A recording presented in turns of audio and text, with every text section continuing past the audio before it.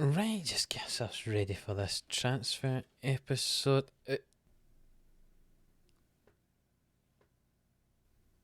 Who who are you? You just can't help yourself, can you? What what are you talking? Who? Why are you? Who are? What? What do you mean? What are you talking about? Signing players who are past their best, paying them far too much. I mean, that's a matter of opinion. If I'm paying them too much, or if they're past their best. But how do you know all this information anyway? Like, you're just a who?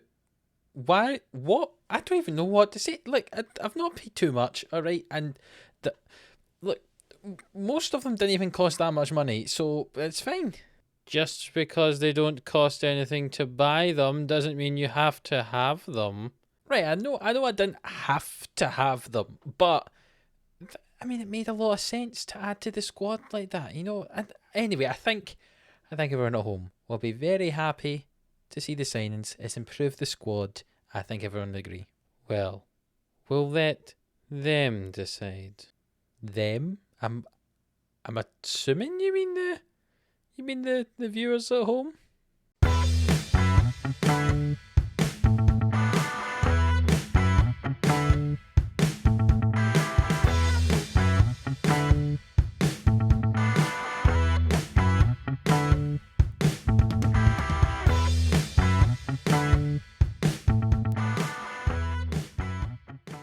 Yes, hello, welcome on into 11am Sports here for the Season 2 opener of Glory Hunter here. We're still with Roma. I'm not sure who that interesting character was, but I'm also not sure how he got in here. To be honest, he was sat in this seat, wasn't he? That's what it looked like. But yeah, let's not worry about him. As he mentioned, we may or may not have made some signings, and we may or may not have possibly paid too much money in terms of wages for some players.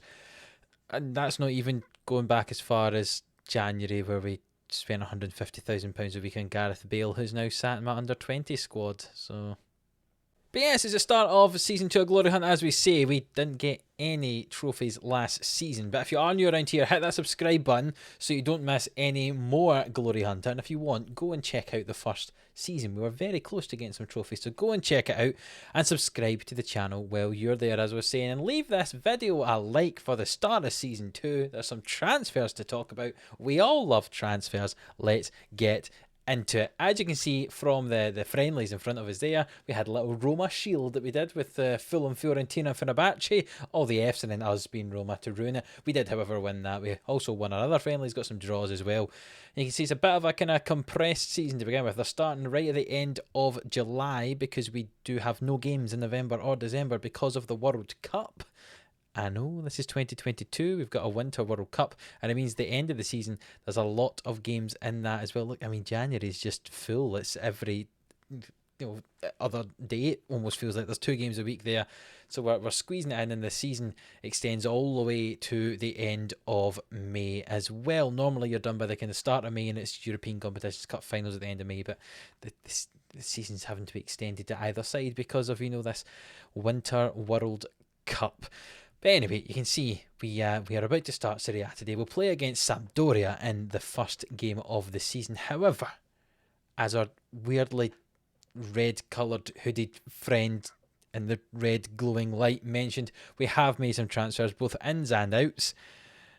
And let's start with the outs. So the first one's a player you probably don't even know we had, because he was out on loan last year at Sheffield, and they've made a permanent deal. That's Robin Olsen, the goalkeeper, away to Sheffield United. Another one of these deals where it was a player who's out on loan that they've made it a permanent deal was Cengiz Under at Marseille. Between him and Olsen, we've made £10 million in sales, which wasn't bad since I didn't even know we had them at the club because they were out on loan last year. And we've also made another £7 million on Settin here. He's went to Hellas Verona. He was on loan there last year as well. So we've made, about £17 million in sales so far on players that weren't even at the club last year. We've also sold Amadou Diawara, one of the backup central midfield players. We obviously brought in Ceballos last year, ended up loaning Loaning Diawara out to Rennes at the end of the season. We've sold him to Alaves over in Spain for £3 million. He had no place in the squad, really, so it's a bit of a waste of 20 million. So we paid that for him. We didn't, thankfully, but Roma did several years ago. But yeah, it's never going to be good enough for us. And one of the bigger sales, I suppose you mentioned, we've not really had any huge sales in terms of value, but Shamuradov, who was a member of our team last year, see 20 appearances, most of them from the bench, but they paid £15 million from last year. We've sold him to Zenit for 6.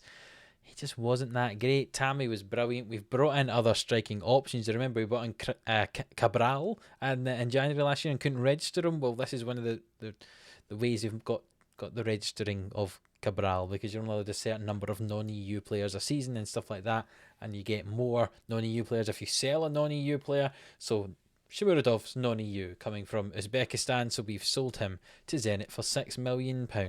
Right, so that's the boring bit out of the way. I'll put boring in quote marks. Now we see the people who have arrived here. The first one you'll see is Kumbula. If you remember, we had him on loan last year. He's come on a permanent deal. Again, we didn't agree this. It was already confirmed he was going to arrive for this amount of money, £18 million after the loan deal. He's probably going to be third or fourth choice centre back. We'll see exactly who else we have, but he does have some potential to develop as well. He's getting nice, like heading 17, marking 16, tackling 16, jumping rate 16, positioning 16. As a defender, brilliant. Passing of 11, first touch of 10. Not great for a ball playing centre back. You can see if you go there. Technique only 10 as well. Vision only 8. Not great as a passer, but in terms of just a defender, he's pretty good. Before we get on to some of the main signings, obviously you saw Kumbula last year, so that's why I've mentioned him already. We've brought in some younger players who might develop while we're here. To be honest, we've probably have left Roma by the time they do develop, so that'd be disappointing. But we've signed Miguel Angel Robles, the central defensive player from Valencia. We stole him off their youth team, just paid compensation of £800,000 for him. Again, look, tackling 16 already, age 16. It's not bad. He's not very tall, but he's 16, so he might still grow some. And can maybe do with improving his other defensive stats. But hey, 18 bravery, determination 17. They're the right sorts of stats you want to have at this young age, and hopefully he could develop into a very good centre back. And we did the same thing with Jean-Luc Jamet here. We stole him from the Anderlecht youth team. Again, 800 and something thousand pounds. He's got some nice pace to begin with, some nice passing, technique, dribbling. Again, great for a winger of 16 years of age. See how he develops with you. So he's only 5'7". I'm hoping he grows.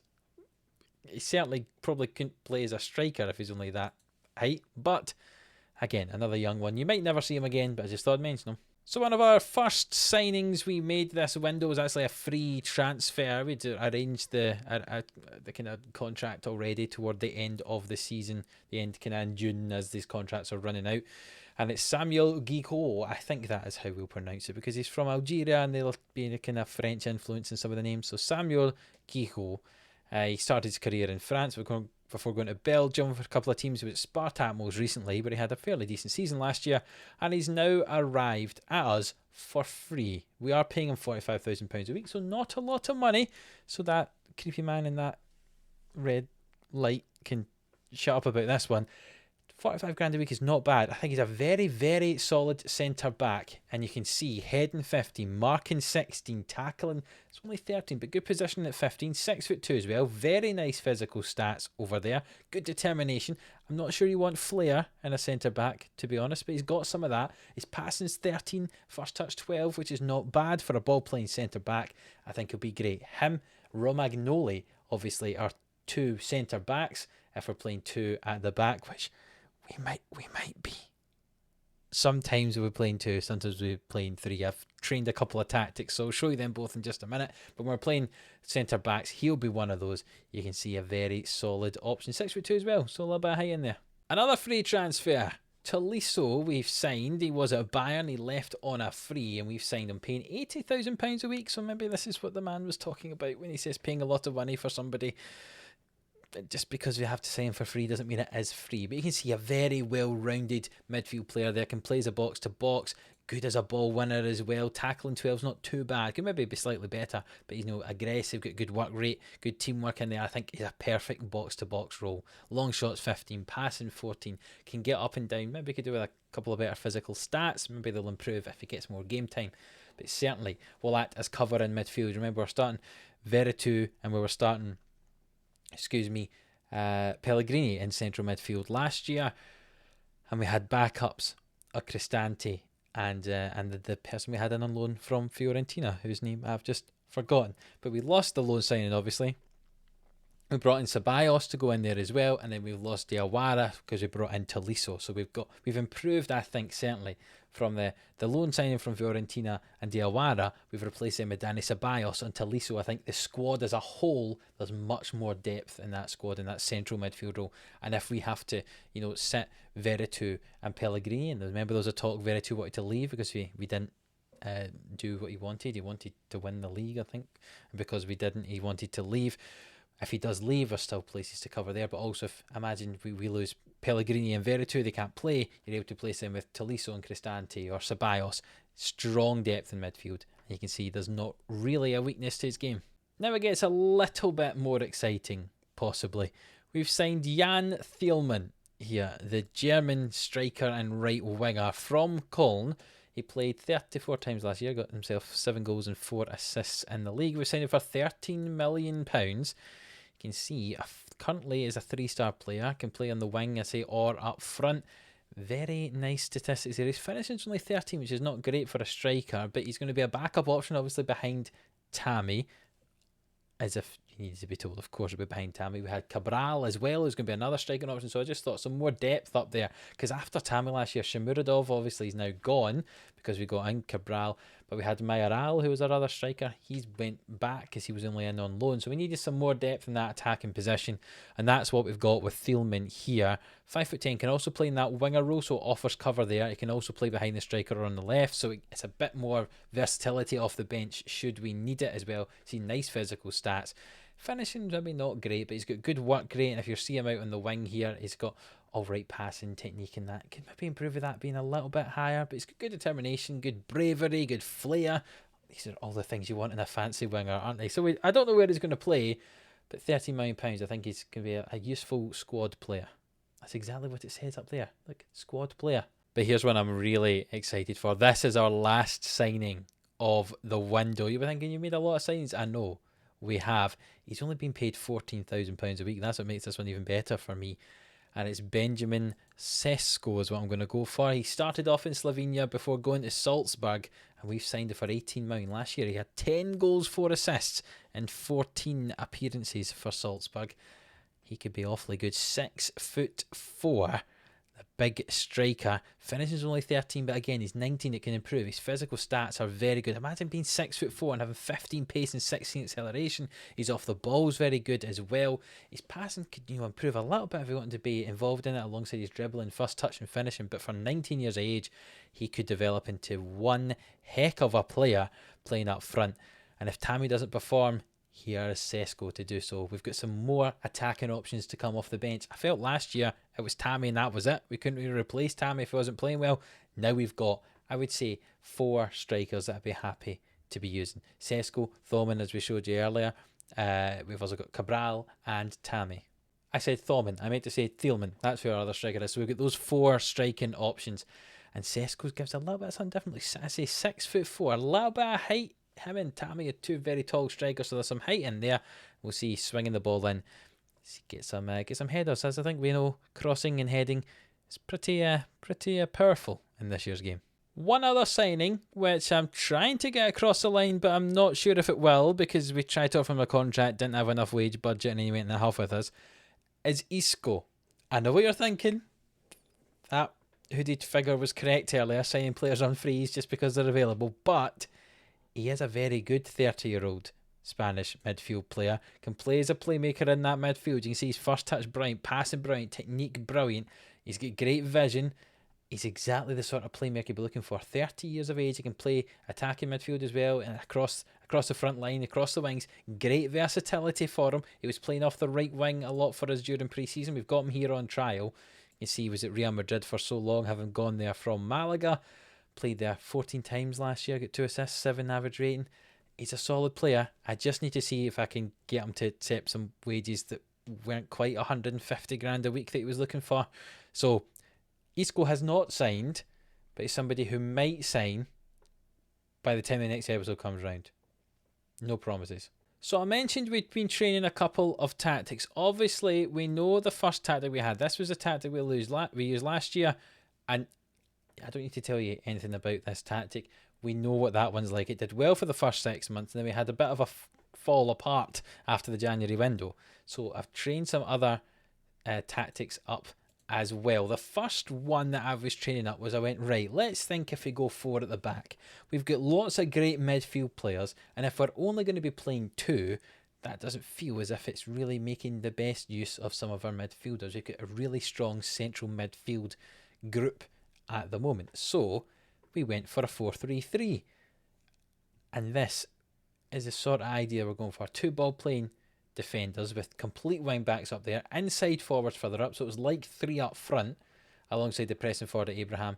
And then you've got a deep line playmaker with a box to box and a carrilero. I always struggle to say that word in midfield. So 2 kind of box to box sort of players and a deep line playmaker in there as well. The inside forwards joining in the middle and the wing backs pushing forward. That's the first tactic that we've also been training alongside our classic one from last year. But we've also been training this tactic here, which I know looks very similar to our tactic that we used last year, except it doesn't have any wingers, and that's to add in to our strength and depth in midfield and central midfield, but also because now we've got 4 strikers I'd be happy to be using, let's use those as well in this. So that's why we go with 2 strikers as well. So similar sort of idea with a playmaker and 2 kind of box to box players, complete wing backs. We'll play 3 at the back, all ball playing, but up front an advanced forward and a deep line forward works well during the pre-season. One player who I'm sure you've just noticed was flying about that screen that I haven't mentioned is because he's not actually a signing. It's Justin Kluivert, who was out on loan at Nice last year. And I didn't know he was out on loan at Nice last year. And he's come back, and he's a 3-star player apparently. He's got great dribbling ability out there. If you look at him as an inside forward, first touch speed 16, technique 16. His finishing can maybe do improving, but look at that, acceleration 18, pace 16, agility 17. Very tricky, skillful winger out there. I didn't even know that we had him in the squad. So it's covering out on that left-hand side a lot. That's his position at the moment. If we play that 4-3-3, he's our starting left winger. He's pushed Perisic out the side. Another player who you've probably noticed, again, I'm just looking through the team and I've noticed it as well, is Florenzi. He was out on loan at Milan last year for some reason. He's come back and he's now our first choice right back, the 31-year-old Italian wing back. There you go. Players who aren't actually signings but will feel like signings. So, a lot of admin there, a lot of transfer stuff to talk about, a lot of tactics to talk about. Let's get into a game. We're playing against Sampdoria and we're going to go with our 4-3-3 formation. I know what you're thinking. The last time we played before the back, it wasn't very good for you to watch. Well, hopefully it will be today. And the team's going to be like this. Patricio's still in goal with Gigo and Romagnoli at centre back. Florenzi on the right side, Spinazzola on the left side. Veretout, who's still here, even though he was wanting to leave, he's still here at the moment, behind Pellegrini and Tolisso in midfield. Zaniolo on the right, Kluivert on the left, and Tammy Abraham leading the line. Remember, Tammy got 40 goals last year. Let's see if he can do the same again this year. I say let's see if we can do the same again this year. I don't know if I want him to do the same again this year because we shouldn't have to rely on him for the goals as much because we should be getting goals from elsewhere in the team. That's the theory. Anyway, we'll see if that happens or not. We're playing against Szabo, remember. We had him on loan last year, the centre back. He's playing against us, and Spinazzola gets his first goal of the season. The 2 wing backs pairing up there for that goal. Florenzi with the corner, Spinazzola with the header. We're going to get a funky angle here. Florenzi into Spinazzola. Oh, beats the defender to it. Thunderous header. And we're up 1-0. But yeah, Szabo playing in defensive mid for Sampdoria. But we had him and he only played 1 game after coming on loan as a backup centre-back option for us. So you might not remember him. Now remember, last season we started off poorly with a couple of draws against Genoa and against Empoli. So hopefully that doesn't happen today. And so far we're up 1-0, 12 shots to 1. Doesn't look like it's going to be the case, but let's see how we build up nicely in midfield here. Gigo comes forward with the ball. Pellegrini, Tolisso with it now. Spaces switches to Spinazzola, but Veretout finds Romagnoli. And Romagnoli drives forward with it, finds Kluivert. Finds Spinazzola in space and Tolisso, and there's always an extra man available. Veretout finds Zaniolo. Tammy Abraham wide of the goal. Nice patient build-up play. I say always that spare man available to pass the ball to. And we nearly got ourselves a second there. We've dominated this first half so far, but only have the one goal. So we say to them, look, we can definitely go and take charge of this match, and we'll see if we do in this second half. Veretout with the corner kick here, swung into the back post, and Tammy Abraham gets his head on it. His first goal of the season. He's on the way to 40 here. What do we say about crossing? It's pretty powerful. It is indeed. Set piece is so important. This one to the back post, and Tammy gets his head up against, 3 or 4 defenders there. And we get ourselves our second goal. We're up 2-0. Pellegrini with the ball, finds Florenzi, goes down the line into Romagnoli. Surely that's a foul. That has to be. Romagnoli going forward for the throw in there, staying up there and getting fouled. And this looks like Veretout should step forward to take this penalty. If he's still our penalty taker, he certainly was last year. Make sure no one else in the side's overtaking him in the pecking order. Indeed they haven't, and Veretout tucks that in. That's a very fancy little spin around with the hands on the hips there. A very nice celebration indeed. Let's see if we get to see it here. Does he do that? Hands on the hips. Oh, a little spin. Yeah, very nice indeed. There's an injury to Kluivert, so we'll bring on Perisic for him out there. Ivan Perisic now going to be in the backup role in that left wing position. He was such an important figure for us last year when he came in, and now it looks like he's going to take a bit of a back seat. A lovely spin there from the Sampdoria player. But the ball's come back to Chabot now, and Ekdal forward to Thorsby. In behind the defence. Good save from Patricio.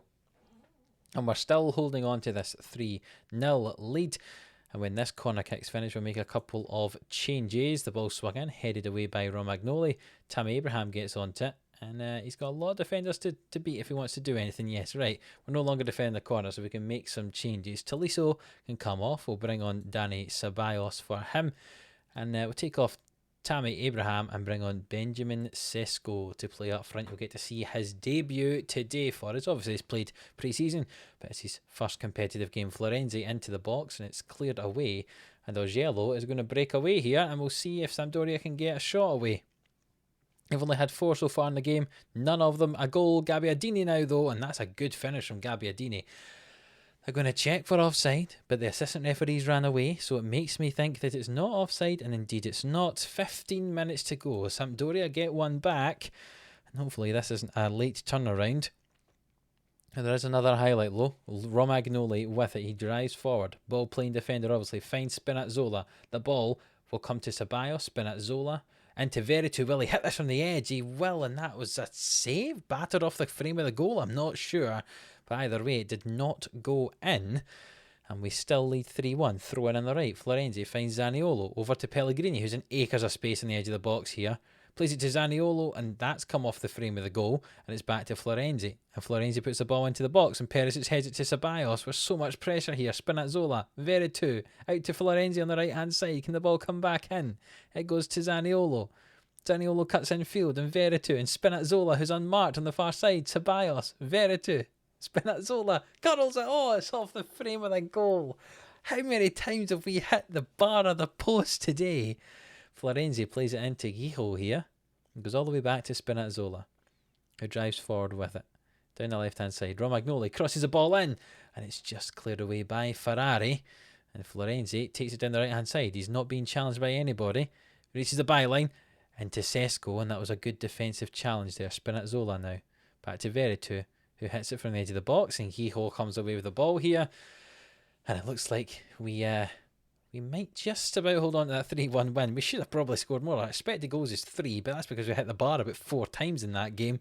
So many people had so many chances. You didn't get to see much of Sesko when he came on, but goals from Veretout, goals from Spinazzola, and goals from Abraham as well mean it's a 3-1 victory. So that's a very nice start to our second season here with Roma in Glory Hunter. 1 year of the 20 down, no wins of any trophies. So we'll need to try and do some of it this year, and that we will continue trying to win SerieA, and we'll come back for the games against Juventus and Spezia at the end of August. That's also going to be the end of the transfer window, so if there's any more wheelings and dealings that have went on between now and then, you'll find out.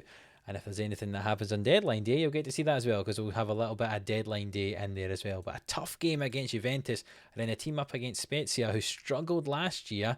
So it should be a tough game, and in a game that we should be comfortably winning. That's the thought anyway. There'll be 4 games between now and then. Brescia, who just were promoted, Lazio, Cagliari, and AC Milan. So some tough games between now and then. Hopefully we'll be fairly well off. 15 points out of 15? Who knows? Maybe there's a chance that we can do that. But if you have enjoyed this episode, lots of transfers to talk about, lots of tactics, a win. I mean, come on. I know it's going to be a long one, but surely it's worth a like. Please leave a like on the video. It really does help us out. Subscribe to the channel if you haven't already, so you don't miss an episode. You've already missed a full season if you are just joining today. So hit that subscribe button. You won't miss an episode. And until the next one, which is up against Juventus and Spezia, we'll see you then.